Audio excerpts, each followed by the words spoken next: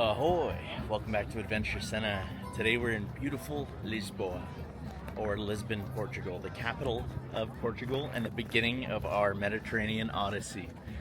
So this is kicking off the trip. We're going to spend some time in Portugal, and that's what this video is all about. Just some beautiful highlights of Lisbon. We're going to start in this region, and we will make our way up to Porto later on. So after that, Spain, France, Italy, Croatia, and Greece. Hopefully, we'll see. Depends on how much money and time I have, so may run out of time or money. We'll see which happens first. Today we have an absolute adventure on our hands. We are day one, landed here in Portugal. I'm in Lisbon here. Already behind me you can see the beauty of Lisbon. Lots to explore here. We're gonna go walk down to the river to just get the day started, so let's get it. I honestly think one of the absolute best things you should do early on in Portugal, just go walking around. The absolute vibes. Flat street, high street. Something unique about Portugal is they have a rich history of tile work in their culture. Now the city will allow new tile work to be made, but it has to be pulled out of a book of traditional tile patterns. So this is a traditional Portuguese tile pattern, very uniquely Portuguese. Right in the middle of the city. This magnificent structure. Man, everywhere you go, this gorgeous tile on the floor. These patterns. So a good deal of Portugal was leveled by an earthquake, followed by huge fires, and then a tsunami. Tuck tuck. So you might notice it's kind of a military-ish vibe, and that's because it is.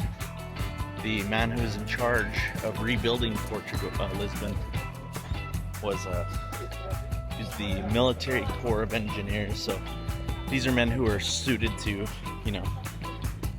fortress towns and things like that. So a bit austere on the outside, but you get little hints of, the wrought iron. You get tile on some buildings. So it's really beautiful. Here's one of those examples of really ornate, intricate work on a building. You'll see a mix.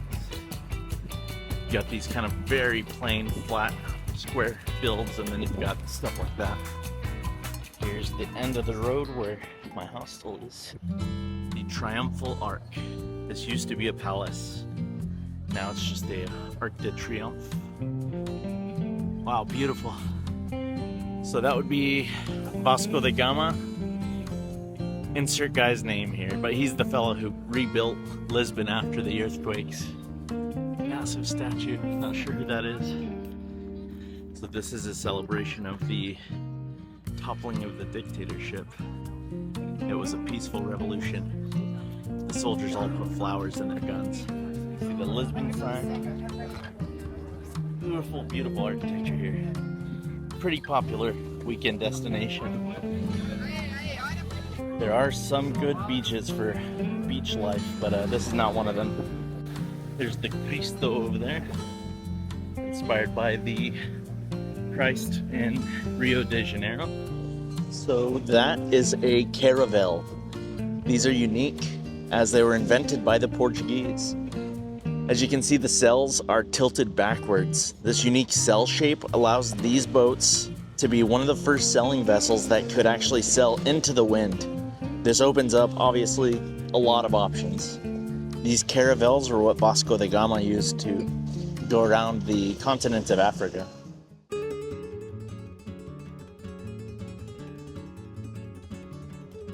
So we are at the Sunset Destination Hostel. So if you stay at either Sunset or Lisbon Hostel, you get to come to either of them and hang out. This is a rooftop zebra bar.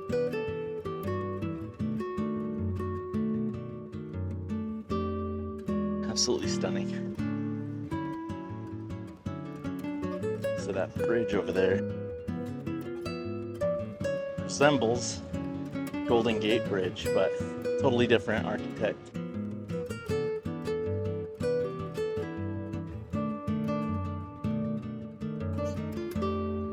Portuguese street art does not disappoint.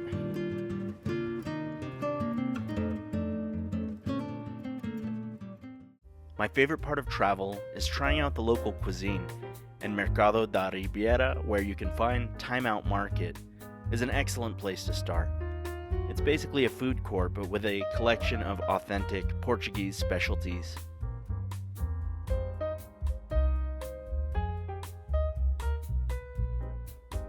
Alright, we're here in the timeout market right now. As you can see, it's very busy. It stays this way on the weekends especially. If you're trying to avoid touristy things, I mean, this is very touristy. However, it is a collection of some really authentic food from all around Lisbon. So you will find just about every specialty here at one shop or another. So it's worth checking out.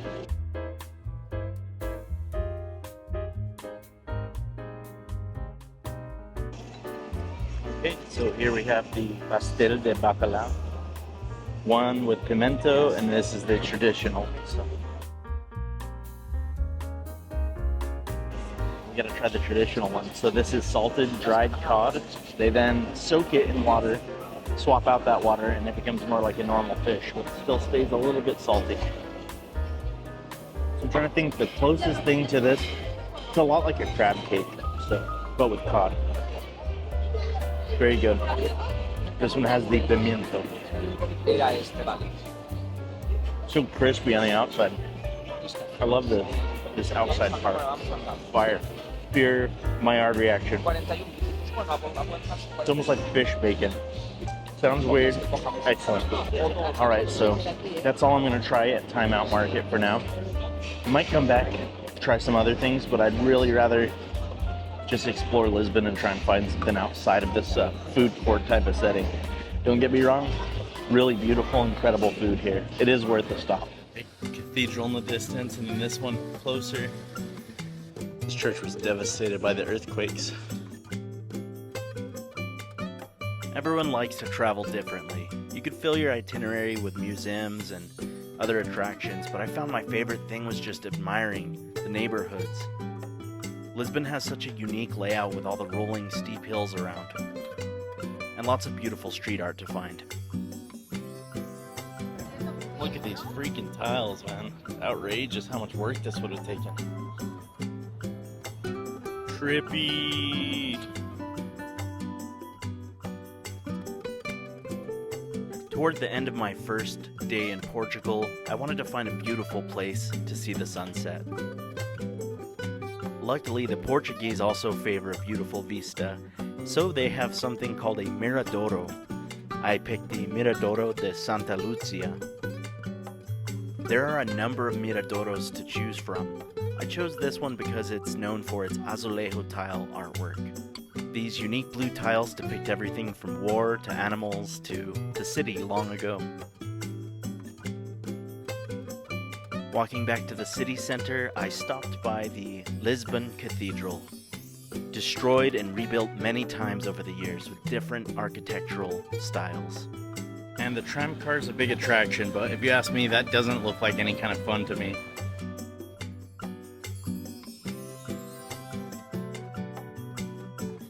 Palace walls are alive with partying, revelry. The arc is lit up.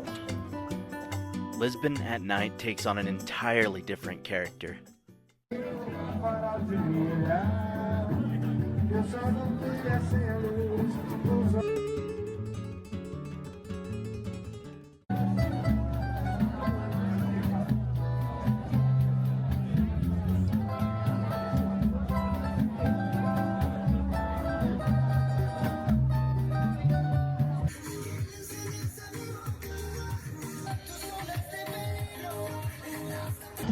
I don't know if it gets much better than this.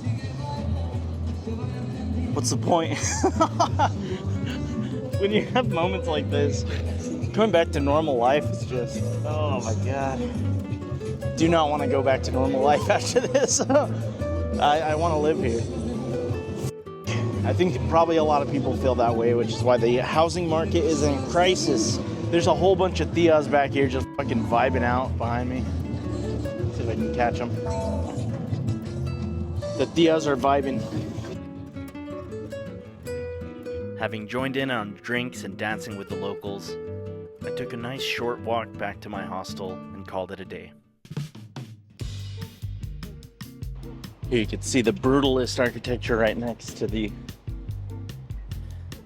blue tile. Look at this sandwich.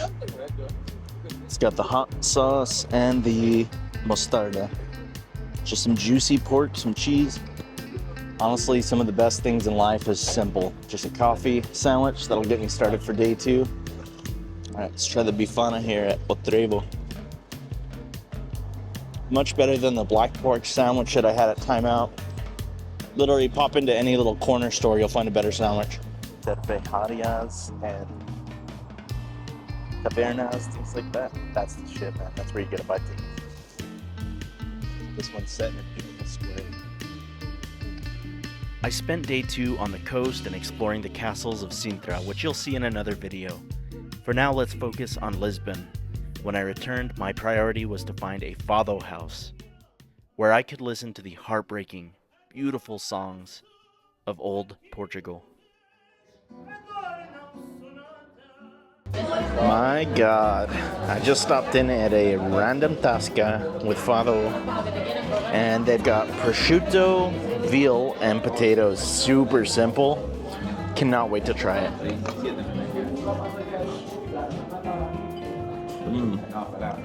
So good.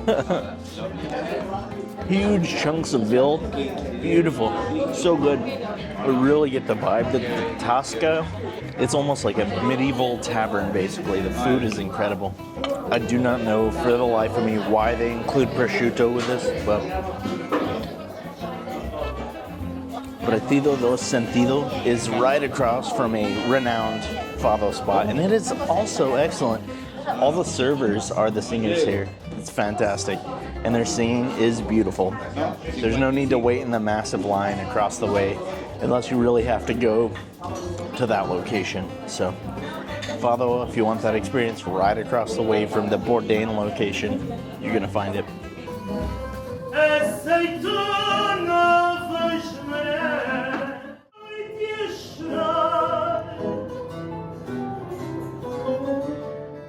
Walking off the wine, I called it a night on day 2. The morning of my final day in Lisbon had one priority, a unique pastry that has been around since 1837. Beautiful. Here we have 2 pastéis de Belém. They've got their own vibe to them. Ooh, way different than the ones we had in Sintra. Okay, so this is apparently the move. Dash of cinnamon, dash of powdered sugar. Got a cappuccino. All right, pastéis de Belém. So these are beautiful, honestly. Get a unique vibe at every different shop, every different region. So I'm excited to give these a shot. Let's just try one of these.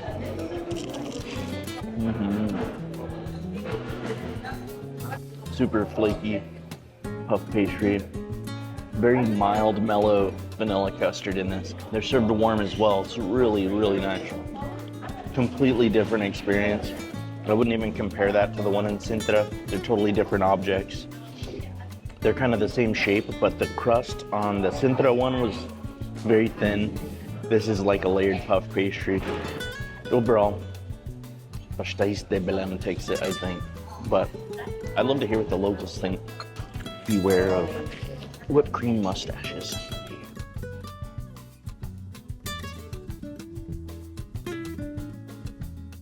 Pastéis de Belém, fantastic spot, man. Really worth a shot. Now, Belém itself is also beautiful, so I'm gonna go explore around here just a bit, but I really actually have to catch a train. We'll show you a few things here in Belém, and then we'll move to Jerónimos Monastery. Captivating. So this is the Jerónimos Monastery. The monks here are rumored to have invented the original recipe for pastéis de Belém. Some Manuelan architecture involved here. That's basically the ocean-themed bits. Some corals. It's really hard to get a sense of scale here, but massive. I mean, I'm right next to this. See how huge these doors are. Based and chilling ducks. Hello. It is hard to see it when you're standing on it, but these gorgeous tile formations. Very complicated looking. Massive, incredible tile structure, tile design. This is the premier adventurer's monument. And this monument takes the shapes, some of the forms from the caravel, unique Portuguese sailing vessels. Number of historical figures, larger than life. Magellan, Vasco da Gama. I think there was an explorer prince as well. So this dedication is to all the many great explorers. Way at the top are solid crests of Portugal. All right, I can't think of a more fitting place to end my Lisbon section of this journey. I hope you've enjoyed this first entry to the new Adventure Sena Odyssey series, where we'll be exploring many of the Euro countries along the Mediterranean, and maybe a little extra. Stay tuned for the next episode in 2 weeks, where we'll explore the Portuguese coast and the castles of Sintra. As always, thank you for watching Adventure Sena. Please like, share, and subscribe. It really helps out. Ahoy! Welcome back to Adventure Sena. Today's episode takes us to the rugged coast of Sintra, where we'll see castles in the sky and a beautiful seaside village called Cascais on the Atlantic.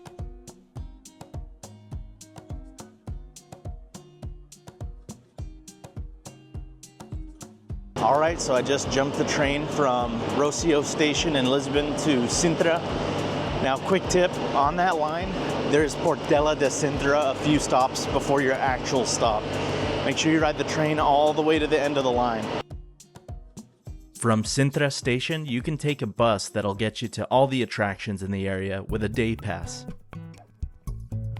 Just hopped off the 434 bus from the Sintra station straight to Pena Palace. It will also drop you off at the Moorish Castle. Pro tip, all these people are gonna get in line and buy a ticket. You can also just buy your ticket online ahead of time. So if you don't need your ticket, just walk past all this.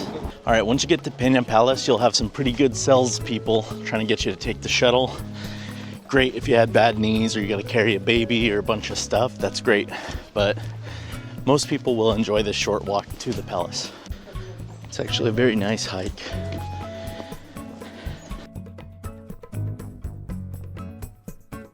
The Pena Palace, I couldn't imagine trying to attack this castle.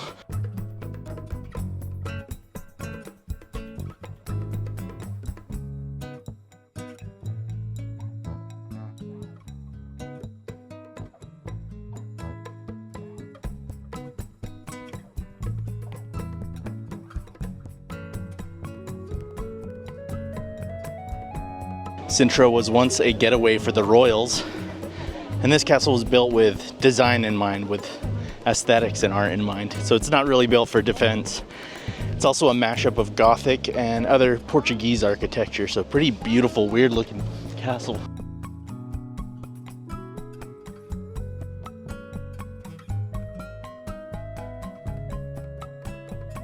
Five shields. The actual gate of the castle. How cool is that?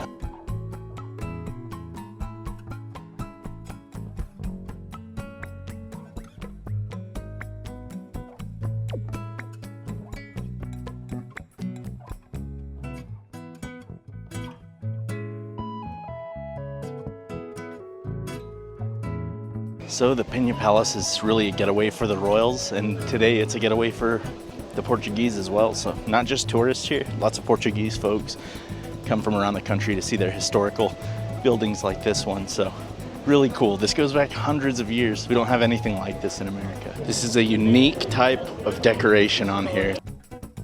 Manuelin. He uses a lot of sea theme, sea life.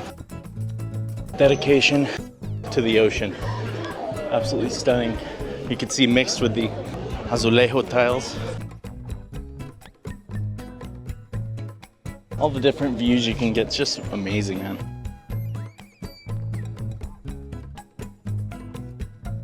You can see the ocean.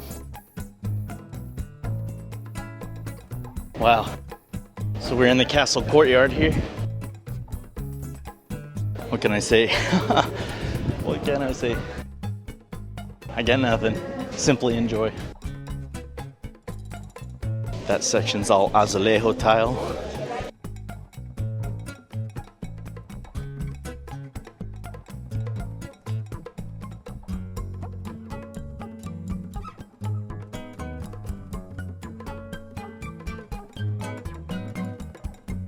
Nautical themes are everywhere. You can see ropes on the windowsills. Just a nod to the sailing tradition. Also anchor chains.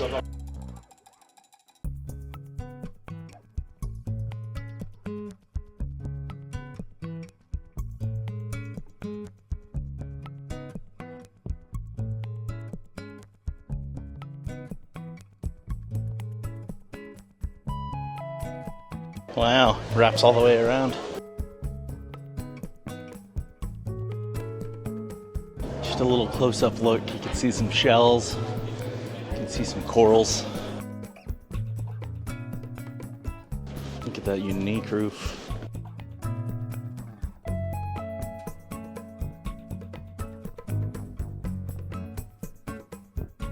All right, you know what we gotta do? Another bench review. All concrete. Not the best material. It'll be cold in the winter, hot in the summer. But look at the view. Check out the vibes. The shape of this, you can see is slightly slanted. It's like kind of curved, so it really fits your backside really nicely. It really cradles you. So construction, half a point off for being concrete. Super comfortable. Huge bench. You could fit an entire squad here. The vibes, the view, immaculate. This is an incredible bench. I'm gonna give that a 4.5 out of 5.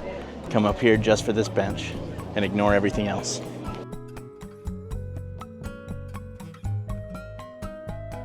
So all of these kind of Arabic looking entrances and architecture are Moorish influence.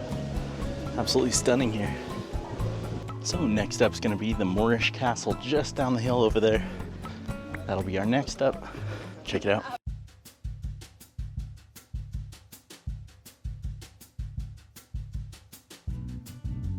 Looks to be some natural cave formations underneath the castle. Silos. Oh, for grains. So that was dug for food storage. As you can see, the Moors loved modern wood slats. Just kidding. This little parapet is actually a tomb. This is an active archaeological site. While definitely clashing, this modern architecture is designed to preserve the original structure beneath.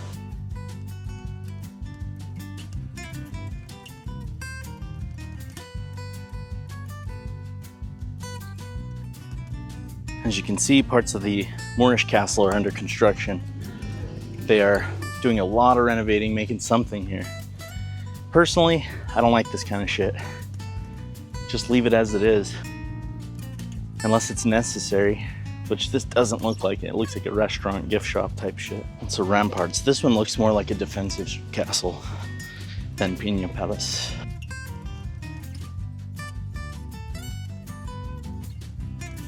You could imagine defending this place. It's pretty incredible.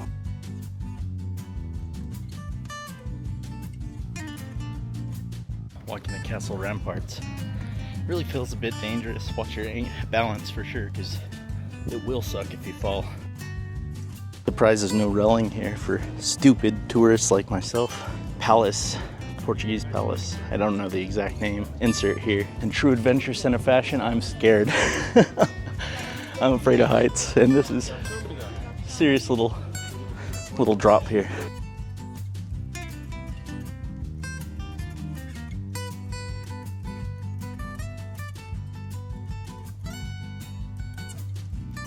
Look at this. The Portuguese palace in all its glory. Conical chimneys. See the ocean, the Atlantic. Welcome to Sintra. See Pena Palace off in the distance. We are here at the top. Behind me you can see the city. What's that all about? Our second palace of the day. Having worked up an appetite exploring castles in the sky, I made my way to the town center to a place called Casa Piriquita for their legendary pastries. They're best known for their queijada and travesseiros.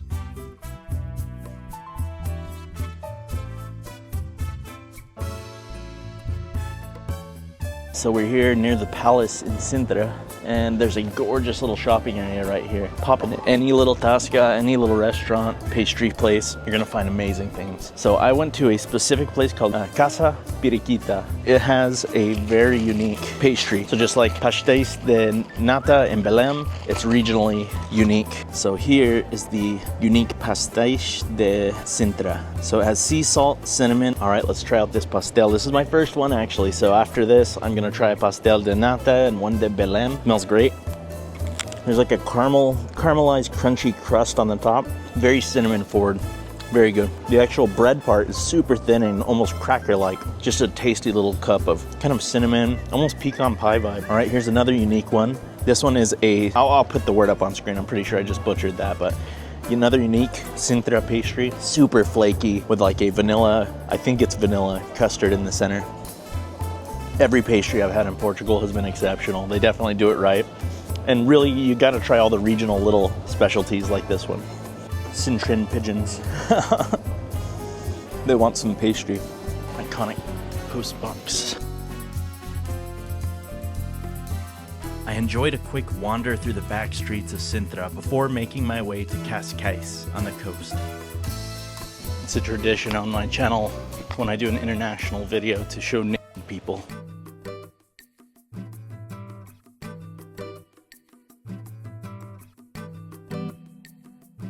So something you should understand is that they will bring appetizers to your table, whether you want them or not. You do not have to eat or touch them. If you don't touch them, you won't be charged. And the prices are almost always on a menu, so it is not a deceptive practice, it's a tradition. So this is the Vinho Verde. This is a wine grown in the northwest in the lush rainforest regions. Salud. So when you're in another country, of course, you can do your research, kind of know some dishes that you want to order, but they might not be at the restaurant you end up at. The move, don't be shy, just ask for recommendations. They love to offer recommendations. They want you to enjoy yourselves here. Clams bolhau, I'm sure I'm saying that wrong. I will put the name on screen. It's a bolhau de pata clams, and it is a garlic butter sauce. It's beautiful. The move is to use some of their beautiful bread. Soak up that beautiful sauce. Oh yeah, that's heaven.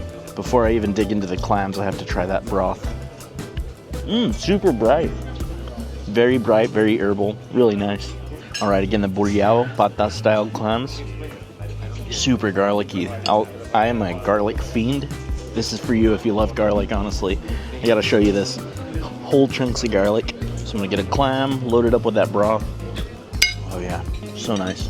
The clams alone are super bright, super fresh, with that garlicky cilantro, I think it is. It's coriander, cilantro. People have strong feelings on that, really herbaceous and then buttery. This is what travel's all about. So this is the grouper that was the house recommendation if you want a grilled fish. So it comes with a big skin and a bone, and they will remove that for you at tableside. That is the seafood rice. It just smells amazing. They will bring you a spicy sauce that is recommended to at least try. And then that sauce is optional as well. Another coriander, cilantro, rich olive oil sauce. First things first, we've got to give a try to this beautiful fish just by itself, nothing added. They season it beautifully. I really recommend you try the olive oil coriander sauce. It's seasoned nicely. There's like a little crisp. I'll show you. You can see that Maillard reaction. Really nice.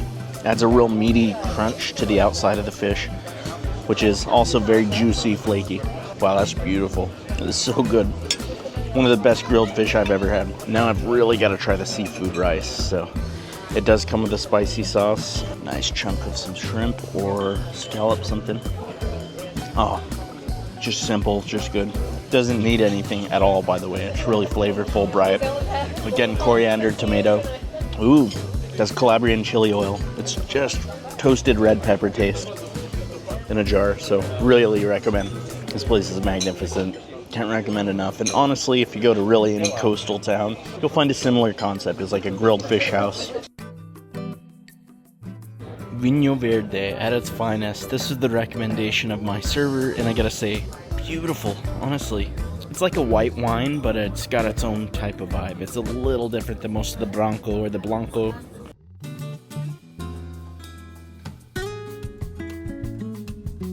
Just outside of the restaurant.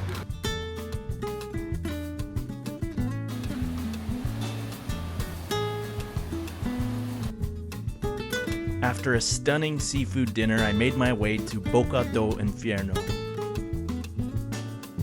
a scenic and rugged place to view the ocean and the sunset.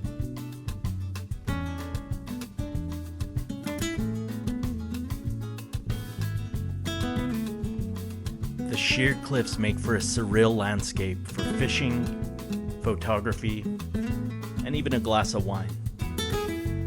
Cheers.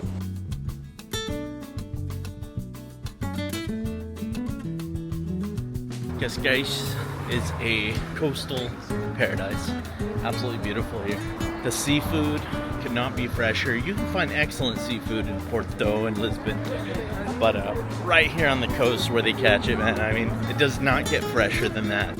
I rounded out this coastal adventure with an evening walk along the Cascais waterfront, where you can view the Ciudadela de Cascais. Appears to be a stone vehicle. I hope you enjoyed this journey to Sintra and the coast. Next up will be a trip to Porto. Please like, share, and subscribe if you enjoyed this, and as always, thank you for watching. Welcome to Porto. Today's episode will explore the foods and the wine of northwestern Portugal. This journey started with a quick hop via train from Lisbon to Porto.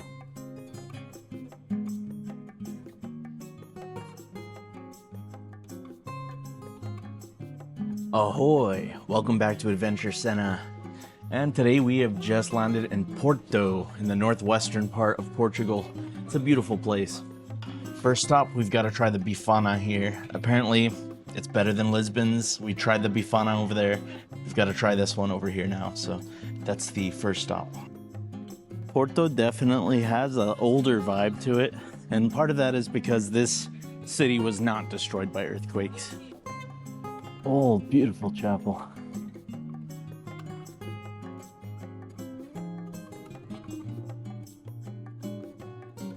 This nondescript building is supposedly one of the best spots for a bifana in the country. All right, here at Casa Bifana, Conga Casa das Bifanas. Just gonna try it out. Often some of the best things are the simplest. From a beautiful bifana soaked in the red sauce that they're known for here. Some gorgeous French fries. I think we need to just jump right into it here. Beautiful bifana. Different than what I saw in Lisbon. They were like a pork chop basically. Filet. These are more like shredded almost. This is like a Portuguese equivalent to Al's #1 Italian beef in Chicago. Very juicy, and if you don't apply some suction, it's becoming a thing on my channel. Gotta apply some suction. Otherwise, you're gonna get that spicy grease all over you. Beautiful. Alright, Conga. Couldn't recommend it highly enough. Try it out for a bifana. Grab you a vinho verde with it.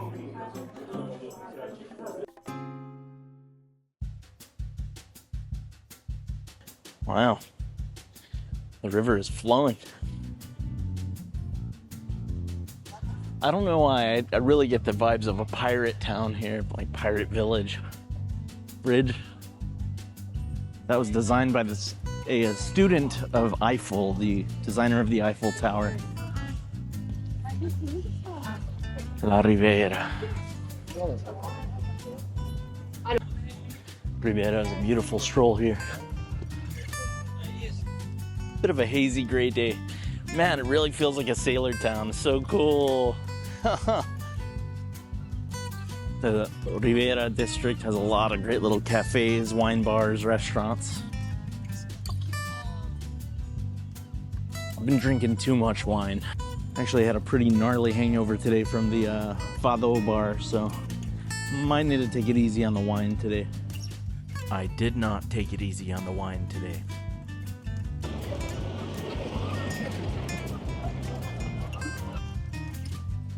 See the commuter train crossing the San Luis Bridge. Beautiful, beautiful bridge. Almost looks like the Eiffel Tower bent over. Looks like rum barrels, maybe. Those were actually port wine barrels, the traditional way of moving the wine. I went ahead and enjoyed exploring at night for my first evening in Porto.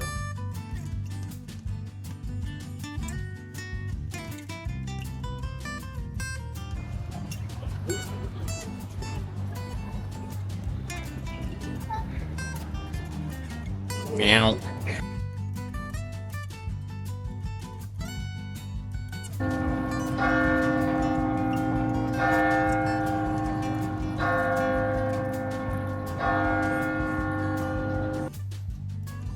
So much cool shit here. I could spend months here and I would never find everything. Rich levels of culture. So beautiful. So my understanding is back in the day, fountains used to be a source of actual fresh water. So what we're seeing here is an extreme level of verdigris. If you look at the lion's neckline, you can see that it used to be bronze.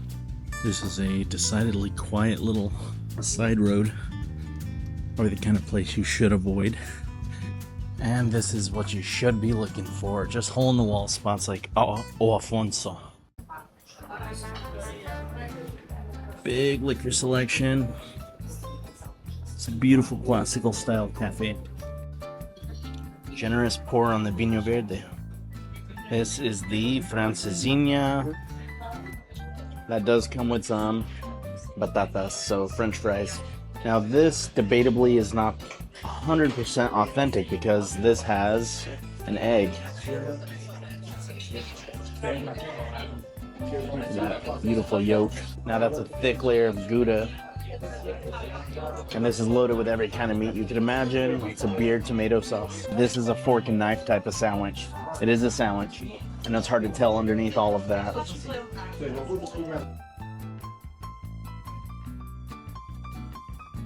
Oh my god. So there's no chance in hell that I'm going to give you a cross section here because it is just smothered, but I'll just show you the sandwich. Quite beautiful here. Now there is steak, ham, salchichas, which is like sausages. Francesinha, this might be this is my favorite dish that I've had anywhere in Portugal so far. So O Afonso, recommend it.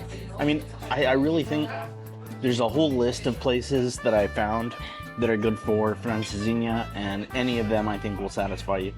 This one stood out as a favorite among the locals. It's debated among like the top 3 or 4 best ones.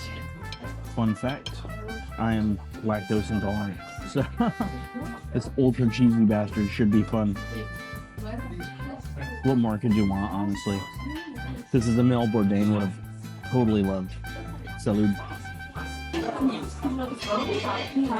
O Afonso, check him out. Alright, morning 1 in Porto. It's a rainy day. The thunder woke us up at like 1 a.m. blasting. There's like a foul weather advisory for the water. Waves as high as 9 meters. So, crazy. Unexpected. But yeah, rainy day. This tour in the Douro Wine Valley, it goes on rain or shine. So, probably bring a raincoat with you to Portugal. I'm severely underprepared. I'm just soaked here, so got my leather bag nice and wet. But yeah, looking forward to the Wine Valley cruise. It's a whole day experience. Let's enjoy.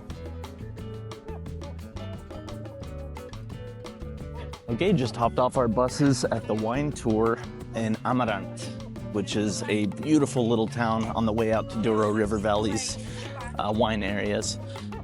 Beautiful place here.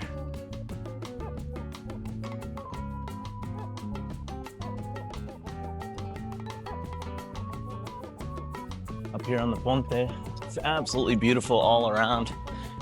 You can see old historic buildings. The gateway to the Douro Wine Valley, beautiful, verdant, and natural. Architecture here is just stunning. So Bourdain is absolutely against shit like this, you know, going on a guided tour. The fact is, Not all of us have a guy in Portugal who can, you know, personally show us around. So something like this is fantastic for a solo traveler to try out at least once on your journey in a country. Personally, I have a policy of doing 1 or 2 guided tours in any vacation to a different country. It tends to be a really good way to see a bunch of things in one day. So for those who don't enjoy that, look for like a half-day tour or a couple hours tour. You don't need to do a full commitment like this. Just walking the streets of Amarante, I think no better way to explore a place than by foot. What more could you need to start your day? Pastel de nata and a espresso. All right, comes with a hit of sugar.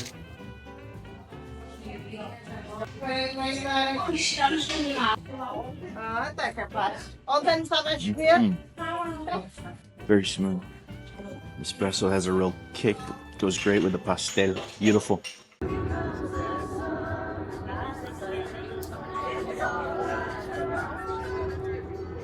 Ladies and gentlemen, the other side with no sun. Oh.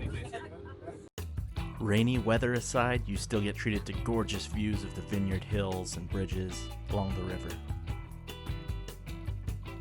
First stop in the Douro wine valley, Quinto São Luís, the oldest port wine house. Absolutely massive.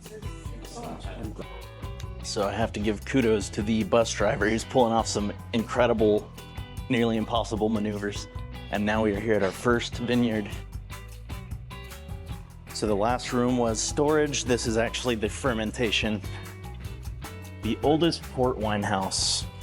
The larger barrels serve as bulk aging, while the smaller barrels are for finishing. You can see the larger barrels have a gauge where you can see the level of the wine inside. The smells in here, it's amazing. It's like leather, cherries, chocolate. Delicious smelling. It's beautiful schistose stone. This is the secret to why it stays stable temperature here. And of course, this tour wouldn't be complete without a taste of their Blanco, Tinto, and port wine. Each of these wines were delicious, but I'll admit, I'm no sommelier. I will say my favorite by far was the port wine. Caramely and delicious. Right, 20%. It is a fortified wine, so they use aguardiente. Basically, they kill the fermentation process early, so it stays really sweet. It's also stronger than average because the aguardiente is a liquor. Really tasty, worth a shot. That's awesome. You can kind of see into this one, which is super cool. They put a clear one on this just to display. So like I said, these kind of touristy things, maybe Bourdain would have hated it, but I love it personally. If you were going to try and come out here on your own, you'd have to drive some very scary roads. We have an expert bus driver here, so I mean the convenience of doing a guided tour for Douro Valley, I couldn't recommend it enough. So definitely check out Living Tours. I would recommend. Really good travel guide, travel host. This tour typically includes a walk through the vineyards themselves, but of course it's super muddy and a little unsafe. So we settled for the beautiful views on the way to our next stop, a Douro River Valley boat cruise. A short drive up the river and we arrived in Pinhão, where we hopped aboard the cruise.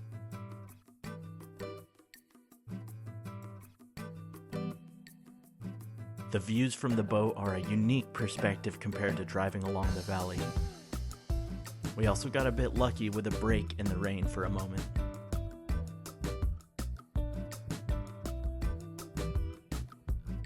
We are out here on the Douro Valley River Cruise. It's absolutely beautiful out here. I'll say, look at the weather for the day you're going. I'm super underprepared today. It's a bit chilly out, but absolutely stunning out here. Really beautiful. Looks like the sun is trying to fight through today. Been on and off rain, but kind of reminds me of Portland. Really doesn't bother me. We wrapped up the boat cruise and made our way to lunch, which was a good idea after the generous pour at our first wine tasting. Lunch at Favaios. Soup. Not 100% sure what's in the soup. It is very good. We were treated to bean soup, cod au gratin, and roast pork, along with a nice dessert. Next, we enjoyed a quick tour of the Cooperativa de Favaios.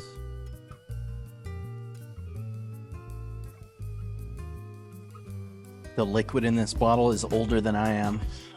This wrapped up our Douro Wine Valley tour, and we made our way back to Porto. I spent my last evening having dinner at Essencia Lusa, where I enjoyed some prosciutto com melão and feijoada de marisco. Excellent combo. That is the feijoada. Give the feijoada a shot. It's like a bean stew. Not once in Portugal have I needed to season anything. It's all beautifully flavored. Very nice. Feijoada, 2 thumbs up. Try it out. I returned to the Riviera to walk off all that wine and food. Of course, I had to stop for one more nightcap as well. These little hidden back alleys and underneath areas of Porto are just stunning. Really get the feeling of walking through like a pirate village. Back in the days of piracy. And with that, we conclude the Portugal leg of our adventures in the Mediterranean Odyssey. Next up will be Spain, so stay tuned in another week or two. As always, please like, share, subscribe if you enjoyed, and thank you for watching.